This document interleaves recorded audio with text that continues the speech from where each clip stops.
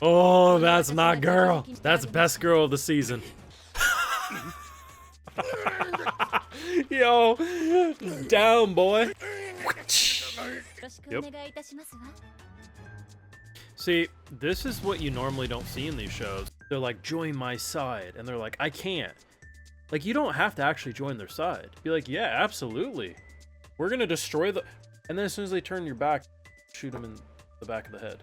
The fact that I can think of so few cases where an MC has no problem agreeing to do the shitty thing, because at the end of the day, they're not actually gonna commit to the bit of doing the shitty thing. But all these goddamn characters, whether it's horror movies, shows like these, they're always like, I can't agree to be the shitty person, when all you gotta do is lie for a bit and then stab them in the back when they're not looking. We finally have the show where the characters will do the shitty things because they're planning to punch you upside the head when you're not looking. May I ask for one final thing? Over 3 episodes has been goddamn extraordinary. Now, you make sure you drop a like on this video, share your support, subscribe if you're new around your Patrons or catch my full live reactions and exclusives. And hey, you can also use the hype feature if you're on mobile to help videos like these do well if you got any points available. So, I didn't realize it last week till after I made my video. I didn't realize it was a double premiere. So we did watch episode 2 over on Patreon. It was a good episode. It was funny as hell. But episode 3, baby, that's what we're talking about today. I can't express enough just how much I love her agreeing to sell him. So the dude jumps us, right, at the end of last episode, or in last episode, and by the whole end of that, we pretty much are kind of working together. And essentially, in any show, what would happen is your MC would be like, I'm not going to sell him. He's mine. We'd try to deflect, like, no, he's too valuable to sell. But essentially what we're trying to do is shake up and break down this slave auction trading program. And normally it would take us like 6 months to a year to get verified to even be able to be a part of it, or we can sell a high valuable slave to him and that will get us in.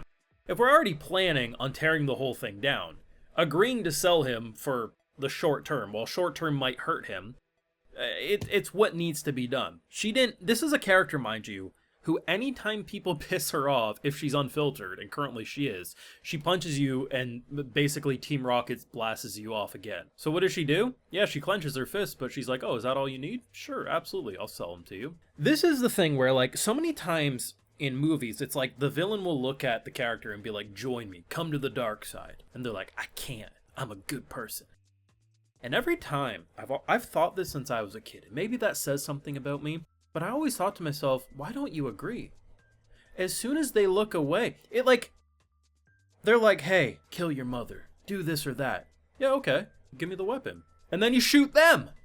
You just gotta get the weapon, bro. Maybe sometimes you gotta play the long game, you gotta do it for a week or two, but like, just agree to do the shitty thing. Join the dark side. And when they're not looking, you stab them in the throat. Like, it just works, but no one does it. Granted, if everyone did that, we'd have every character mostly act the same, blah, blah, blah. But I don't know, man. Like, I just wish we had more characters who just agree to the shitty thing, even though they have no intention of doing the shitty thing, because lying makes the world go round and it can solve a lot of freaking issues. The thing that's really nice, though, is despite this man being a slave owner, like a slave auctioneer, the fact that he's, like, comedically just amazing was something I was not expecting. I thought he was just gonna be the traditional scumbag, like, slurping on his tongue, like, ooh, I'm gonna get another slave. But turns out, so he has a slave that's kind of like the bodyguard, but he's so scared of him that, like, if this slave was like, I'm taking a week off, he would probably just say, yeah, sure. Because he's so strong that it would take a ridiculous number of, like, high-ranking adventurers, I think he said A rank, in order to put him down. So the fact that this woman, Team Rocket, blasted him off again when he was being a shitty person and turned him into a Looney Tunes level, like, villain. This man looked at her and said, oh, you don't have to pay for the hole in my wall here. I'm good, ma'am. We'll treat your slave with the utmost respect. Fan-freaking-tastic. Do you see what happens when we lie? We were like, yeah, we'll sell you this slave. Sure, we escalated, but, like, you see how, like, if she would have just punched him in the first interaction, we wouldn't be a part of this slave program right now. We would just have people try to hunt us, or we'd be banned from the auction, or they'd slip in the shadows. But because we agreed to it, and then we started beating people up, they're like, oh shit, this woman's got money and power. Yep, absolutely, whatever you want, man. I'm telling you, this is hilarious, and it's insane to think that we have 2 villainess shows this season. and both of which had the MC punching or kicking people in the face. In the other show, Dark Villainess History, I forget what it's called. It airs on Wednesdays. I covered it. It's fantastic. You should watch it. She puts rocks in a bag and hits the creepy uncle upside the head and probably kills him. It's pretty fantastic, bro. I don't know, I'm liking it. And the other thing that I really liked is how they're continuing to make the dynamic between the prince and her really good. I totally expect if they actually became a thing, they would be the most on-again, off-again couple. Like every other day of the week, they break up and by the end of the night, they're eating dinner together. She'll catch him sleeping with other women. He'll piss her off. Like, it's gonna be toxic as hell, but there's something there. And the fact that she's generally getting flustered by some of his smooth criminal maneuvers, yeah, she definitely got some hots for him. It's just she also wants to break his face. But hey, that ain't romance for you. I like it, man. It's funny as hell. It's fairly well produced. And just like, I love how she'll just drop the most outlandish lines. And I love the fact that the brother almost plays like the straight edge, like, voice of reason. Because the prince is the instigator. She's the violent menace, and then her brother is like, I'm trying to keep the family from not being publicly executed. And then the sister will drop lines like, I've been beating up like a bajillion people, and he'll be like, the f you mean you've been beating up a bajillion people? I thought it was just a few. Oh lord, how many cards am I gonna have to send to royal families to make sure we're not exiled? It's funny as hell, it's violent as hell, and honestly, the story's engaging. Like, usually when you got these, like, villainess shows, where, like, oh, it's the bad bitch and she's gonna end up with the royal member of the family.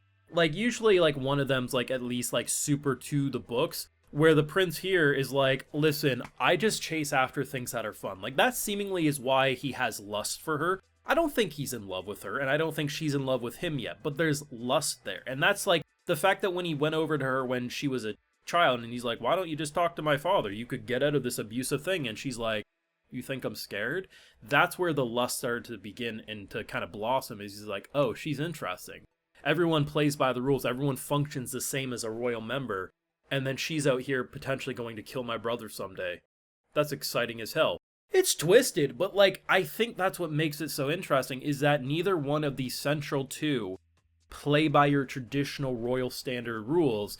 Could you imagine these two on the throne? Oh, they would have a kingdom that prospers, but goddamn, the amount of wars they would get into, they would probably win them. But there would be devastation along the ways, and that sounds like entertainment gold. This is fantastic. I love the fact that she agreed to the slave auction thing. I don't support the slave auction, but it's the fact that she had no interest in actually seeing it through to the end, because she's gonna tear the whole fucking thing down. We finally have characters that will lie to shitty people. Please, more of this. Let me know your thoughts down below. What are you thinking over the past 3 episodes, and how excited are you for more? Be sure to drop a like, share your support, subscribe if you're new around here, and of course Patreon for live reactions and more like Hales like to give video shows to my patrons. So today we got Marshmallow God, Shadow, Frozen, Ginnis, and we also have Frank Stendel. So I appreciate the support, everyone. Please take care, and y'all have a good one.